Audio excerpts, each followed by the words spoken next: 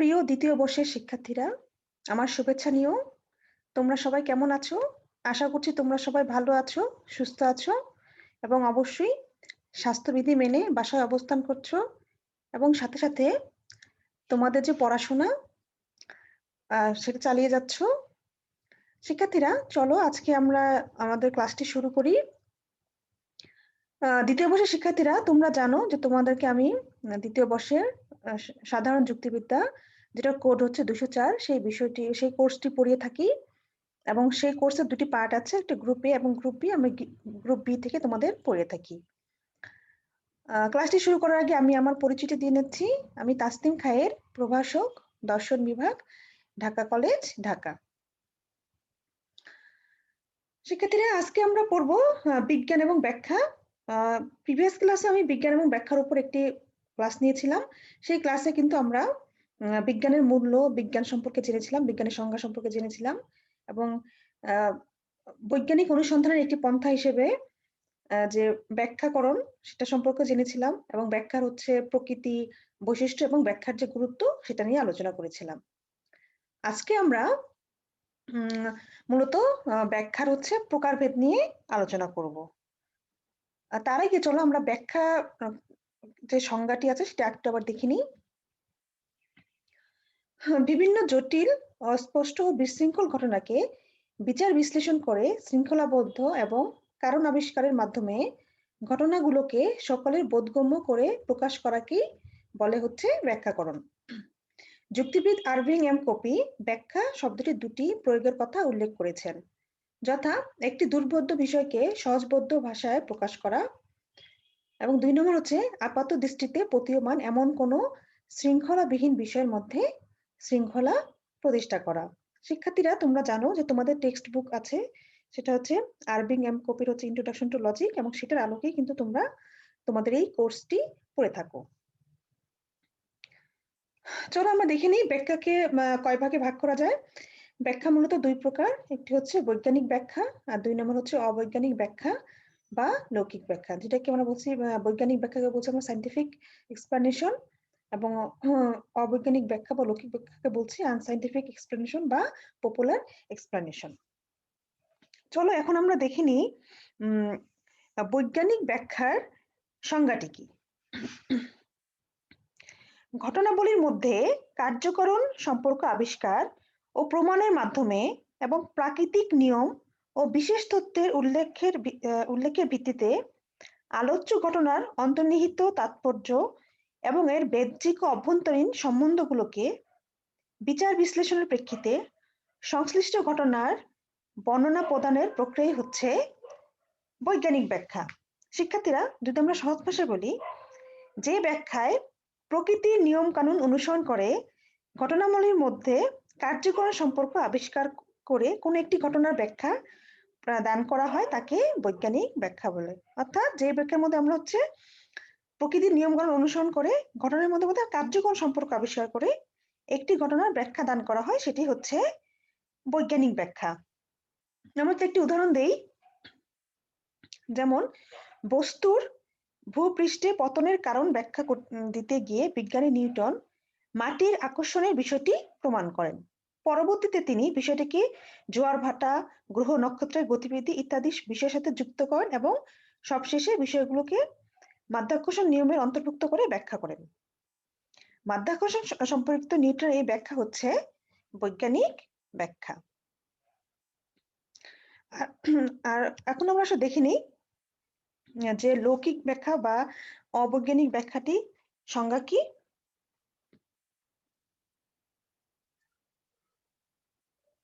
ব্যাখ্যা বলতে আমরা কি বুঝি? কোনো জটিল, অস্পষ্ট, দুর্বোধ্য বিষয়কে সহজ সরল ও স্পষ্টভাবে ব্যক্ত করাকে, তাই না? আর এই ক্ষেত্রে কার্যকরণ সম্পর্ক নির্ণয় করে ব্যাখ্যা প্রমাণ করা হয়। কিন্তু কিছু ক্ষেত্রে মানুষ কার্যকরণ সম্পর্ক নির্ণয় না করে মন গড়া ধারণা বা অতি প্রাকৃত শক্তিতে বিশ্বাস করে ব্যাখ্যা প্রদান করে থাকে। এরূপ ব্যাখ্যাকে বলে লৌকিক ব্যাখ্যা। লৌকিক ব্যাখ্যা বা অবৈজ্ঞানিক ব্যাখ্যা ব্যক্তির খেয়াল খুশি, কুসংস্কার ও অন্ধবিশ্বাস দ্বারা পরিচালিত হয়। যেমন চন্দ্রগ্রহণ সম্পর্কিত ব্যাখ্যা। চন্দ্রগ্রহণ একটি প্রাকৃতিক ঘটনা হলেও সাধারণ মানুষ একে রাহুর গ্রাস বলে ব্যাখ্যা দেয়। লৌকিক ব্যাখ্যা অনুযায়ী রাহু নামক দৈত্য যখন চাঁদকে গ্রাস করে তখন আর চাঁদকে দেখা যায় না। কিছু সময় পর চাঁদ রাহুর গ্রাস থেকে মুক্ত হয়ে আস্তে আস্তে আবার পূর্বের অবস্থায় ফিরে আসে। এটাই হচ্ছে চন্দ্রগ্রহণ। চন্দ্রগ্রহণের এরূপ মন গড়া বক্তব্যই হচ্ছে লৌকিক ব্যাখ্যা। তো এরকম ধরনের অনেক ধরনের ব্যাখ্যায় কিন্তু আসলে মানুষ কুসংস্কারের বশবর্তী হয়ে দিয়ে থাকে, সেটাকে আসলে আমরা বলছি অবৈজ্ঞানিক ব্যাখ্যা বা লৌকিক ব্যাখ্যা।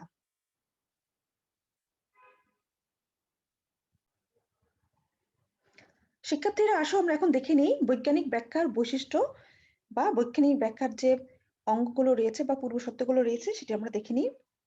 আমরা তিনটি বৈশিষ্ট্য দেখতে পাই। একটি হচ্ছে কারণ আবিষ্কারের প্রক্রিয়া, ২ নম্বর হচ্ছে অবরাহাত্মক প্রক্রিয়া, আর ৩ নম্বর হচ্ছে সদৃশ্যকরণ প্রক্রিয়া। কোনো চিরাচরিত বা গতানুগতিক যুক্তিবিদ বৈজ্ঞানিক ব্যাখ্যার স্বরূপ বিশ্লেষণ করতে গিয়ে এই তিনটি অপরিহার্য অঙ্গের উল্লেখ করেছেন বা বৈশিষ্ট্যের উল্লেখ করেছেন। তাদের মতে যেনতেন প্রকারের যে কোনো ব্যাখ্যাই বৈজ্ঞানিক ব্যাখ্যা হতে পারে না। কোনো ব্যাখ্যাকে বৈজ্ঞানিক ব্যাখ্যার মর্যাদা পেতে হলে তার মধ্যে অবশ্যই এই তিনটি প্রক্রিয়া বা ক্রিয়া থাকতে হবে। এই তিনটি প্রক্রিয়ার অন্তত যে কোনো একটি লক্ষণের অভাব ঘটলে সেই ব্যাখ্যাকে বৈজ্ঞানিক ব্যাখ্যা হিসেবে অভিহিত করা যাবে না। কোনো ব্যাখ্যাকে বৈজ্ঞানিক ব্যাখ্যায় উন্নীত হতে হলে এই তিনটি লক্ষণকে পূর্বশর্ত হিসেবে গ্রহণ করতে হবে। কাজে এই তিনটি প্রক্রিয়া যে কোনো বৈজ্ঞানিক ব্যাখ্যার তিনটি অপরিহার্য অঙ্গ হিসেবে বিবেচিত। চলো তাহলে আমরা এই তিনটি যে প্রক্রিয়া আছে সেটি একটু বিস্তারিত আলোচনা করি। প্রথমটি হচ্ছে কারণ আবিষ্কারের প্রক্রিয়া। শিক্ষার্থীর একটু টাইপিং মিস্টেক হয়েছে, এখানে মধ্যাহ্ন হবে, কারণের মধ্যাহ্ন হবে, সদৃশ্যকরণের মধ্যাহ্ন হবে। তাহলে প্রথমটি আমরা দেখে নিই কারণ আবিষ্কারের প্রক্রিয়া। বৈজ্ঞানিক ব্যাখ্যার প্রধান শর্ত হলো তার মধ্যে আলোচ্য বিষয় বা ঘটনার কারণ আবিষ্কারের ক্ষমতা থাকা চাই। ব্যাখ্যার উদ্দেশ্য হচ্ছে কোনো জটিল ও দুর্বোধ্য বিষয়কে সহজ ও সরল করে অর্থবহ করা। তাই বৈজ্ঞানিক ব্যাখ্যায় আমরা সংশ্লিষ্ট ঘটনার মধ্যে কার্যকরণ সম্বন্ধ আবিষ্কার করি। ঘটনার কার্যকরণ সম্বন্ধ আবিষ্কৃত না হলে বিষয়টি কিন্তু সহজবোধ্য হতে পারে না। কাজেই বৈজ্ঞানিক অপরিহার্য প্রধান কাজ হলো আলোচ্য ঘটনার প্রকৃত কারণ অনুসন্ধান করা। ২ নম্বর হচ্ছে অবরোহাত্মক প্রক্রিয়া। বৈজ্ঞানিক ব্যাখ্যার দ্বিতীয় সত্য হলো অবরোহাত্মক প্রক্রিয়া। কম ব্যাপক কোনো বিশিষ্ট নিয়মকে অপেক্ষাকৃত বেশি ব্যাপক নিয়মের অধীনে এনে ব্যাখ্যা করার নাম হচ্ছে অবরোহাত্মক প্রক্রিয়া। বৈজ্ঞানিক ব্যাখ্যার ক্ষেত্রে কোনো একটা বিশিষ্ট ঘটনা বা বিষয়কে ব্যাখ্যা করার অর্থই হচ্ছে সেই বিশিষ্ট ঘটনাকে একটি ব্যাপক নিয়মের অধীনে এনে আলোচনা করা। যে ব্যাপক নিয়মের অধীনে এনে আমরা বিশেষ ঘটনাটাকে ব্যাখ্যা দেই, সেই ব্যাপক নিয়মটাকে অবশ্যই মৌলিক হতে হবে। তার মানে বৈজ্ঞানিক ব্যাখ্যা সবসময় একটি ব্যাপক মৌলিক স্বতঃসিদ্ধের অধীনে কোনো বিশেষ ঘটনার ব্যাখ্যা প্রদান করে থাকে। এই ব্যাপক মৌলিক স্বতঃসিদ্ধের অধীনে যে বিশেষ ঘটনার ব্যাখ্যা দেওয়া তাকেই সেই স্বতঃসিদ্ধ নিয়ম থেকে অনিবার্যভাবে নিশ্চিত হতে হবে। কোনো ব্যাখ্যা যদি মৌলিক কোনো ব্যাপক যৌক্তিকভাবে নিশ্চিত না হয় তাহলে তাকে আর যাই হোক বৈজ্ঞানিক ব্যাখ্যা বলা যাবে না। আর কোনো ব্যাপক নিয়ম থেকে কোনো ঘটনার অনিবার্য নিশ্চিত যেটা হয় সেটাই হচ্ছে আসলে অবরোহাত্মক প্রক্রিয়া।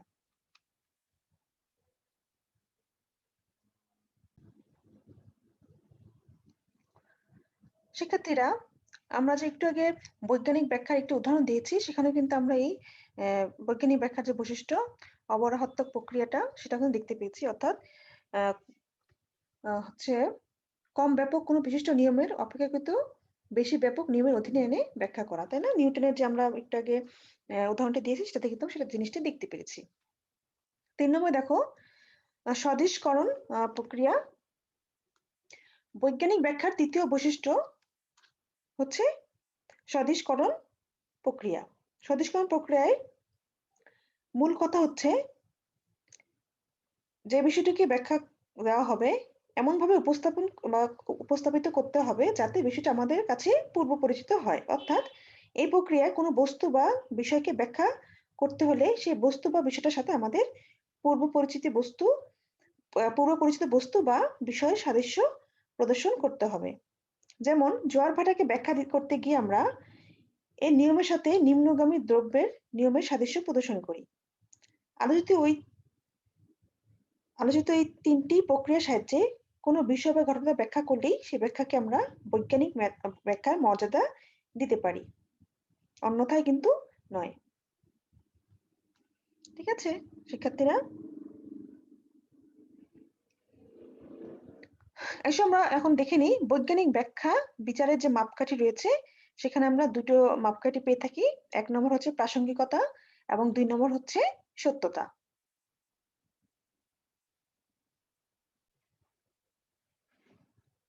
তাহলে প্রথমে আমরা প্রাসঙ্গিকতা নিয়ে আলোচনা করি।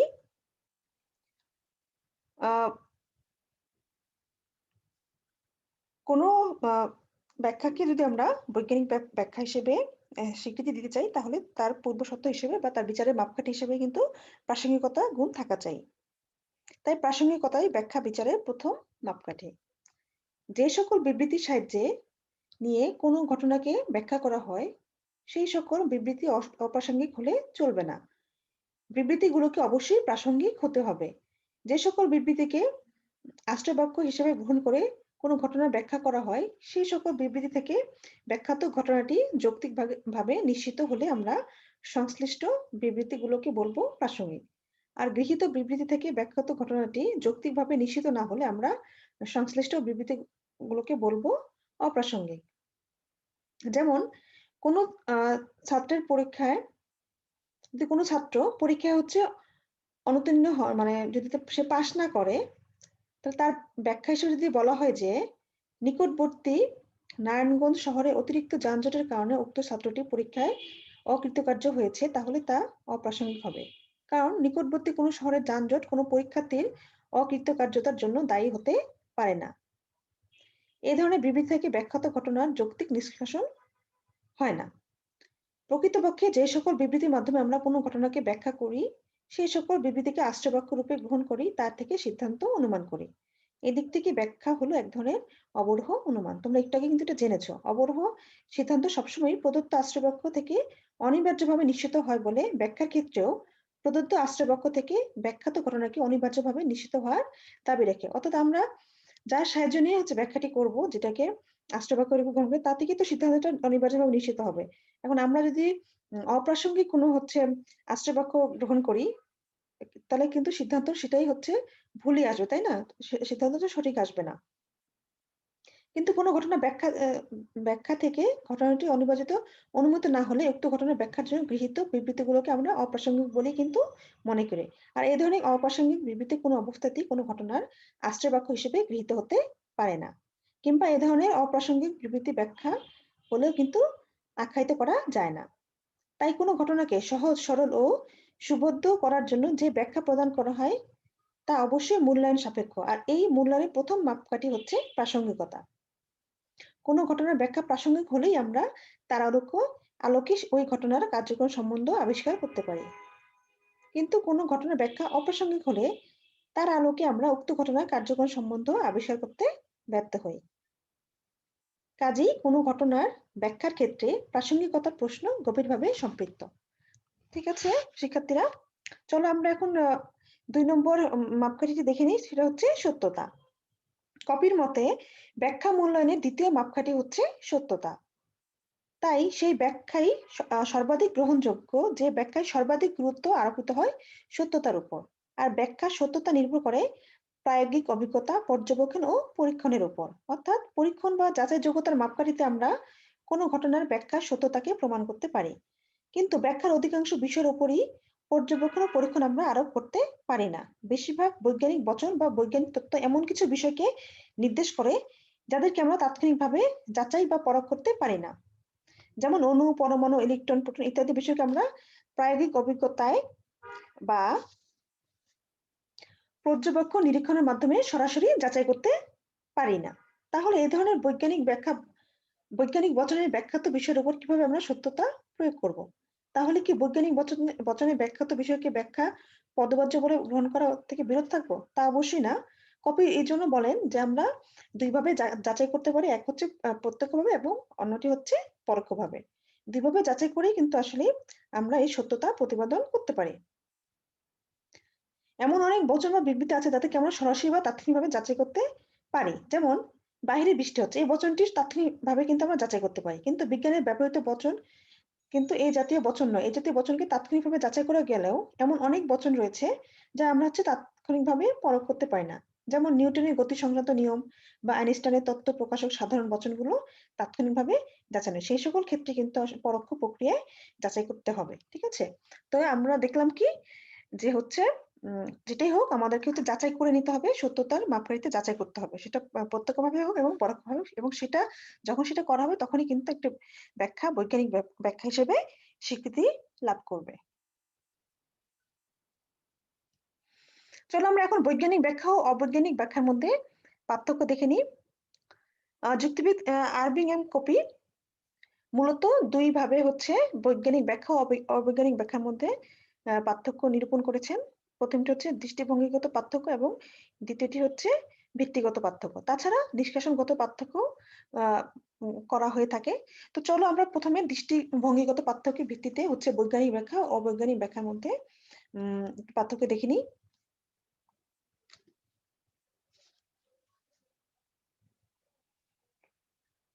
যদি আমরা প্রথমে দৃষ্টিভঙ্গিগত পার্থক্য দেখি, কপির মতে বৈজ্ঞানিক ব্যাখ্যার সাথে অবৈজ্ঞানিক ব্যাখ্যার প্রধান পার্থক্য দৃষ্টিভঙ্গিগত বা মনোভাবগত।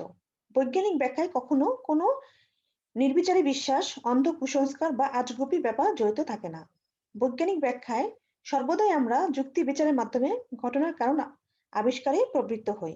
এ ধরনের ব্যাখ্যায় তাৎক্ষণিকভাবে কোনো ঘটনার কারণ আবিষ্কার করতে না পারলেও আমরা অবাস্তব বা অলৌকিক কুসংস্কারের দ্বারা কিন্তু চালিত হই না। এক্ষেত্রে আমরা প্রাক কল্পনা গঠন করে পরোক্ষভাবে ঘটনার কারণ আবিষ্কারে প্রবৃত্ত হই। কিন্তু পক্ষান্তরে অবৈজ্ঞানিক ব্যাখ্যা সবসময় নির্বিচারী বিশ্বাস, অন্ধ কুসংস্কার বা আজগুবি ব্যাপার নিয়ে জড়িত থাকে। অবৈজ্ঞানিক ব্যাখ্যায় আমরা ঘটনার কারণ আবিষ্কারের যুক্তি বিচারে কিন্তু ধার ধারি না।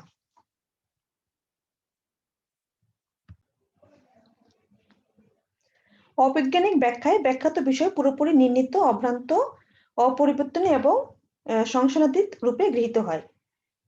মধ্যযুগে এভাবে বহু অবৈজ্ঞানিক সিদ্ধান্ত নির্বিচারে গৃহীত হয়েছিল। ব্যবহারিক জীবনে বিশেষত ধর্মীয় ব্যাপারে আজও আমরা কোনো মহাপুরুষের বাণীকে এভাবে গ্রহণ করে থাকি।